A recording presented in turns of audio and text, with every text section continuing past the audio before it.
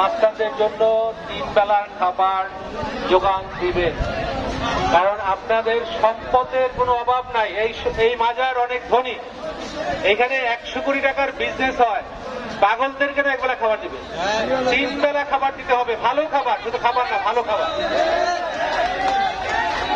আমরা এই সমাবেশ থেকে আবেদন জানাবো, আহ্বান জানাবো আপনাদেরকে, মাজারের সমস্ত আয় পাগল মাস্টারদের পিছনে খরচ করতে হবে এবং ওনাদের 3 বেলার খাবার ব্যবস্থা করতে হবে। শুধু তাই না, পাগল মাস্টারদের যদি কোনো চিকিৎসা লাগে, অসুখ হলে সেই চিকিৎসার ব্যবস্থা করতে হবে। এখানে একটা মেডিকেল ক্যাম্প থাকতে হবে। মাজারকে জনগণের জন্য সহজ করে তুলতে হবে।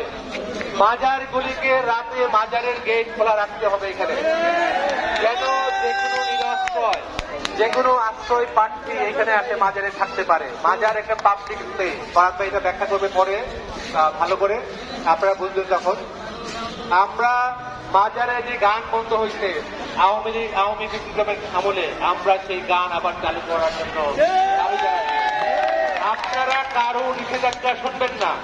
প্রতি বৃহস্পতিবারে, যেদিন মাজার বার, আপনারা সবাই মাজারে ঢুকে গান শুরু করবেন, কারো বাধা শুনবেন না। কিছু হলে আমরা দেখবো। আজকে আমরা হিন্দু গুছাই রয়ে গেলাম মাজারে, কিন্তু কোনো বিশৃঙ্খলা চলবে না। আপনারা খুব গুছায় শৃঙ্খলা।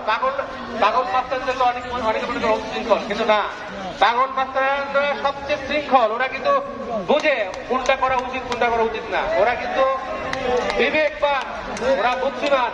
সুতরাং আপনারা এখানে খুব বিশৃঙ্খলা যেন না হয়, আপনারা নিজেরা শৃঙ্খলা রক্ষা করবেন।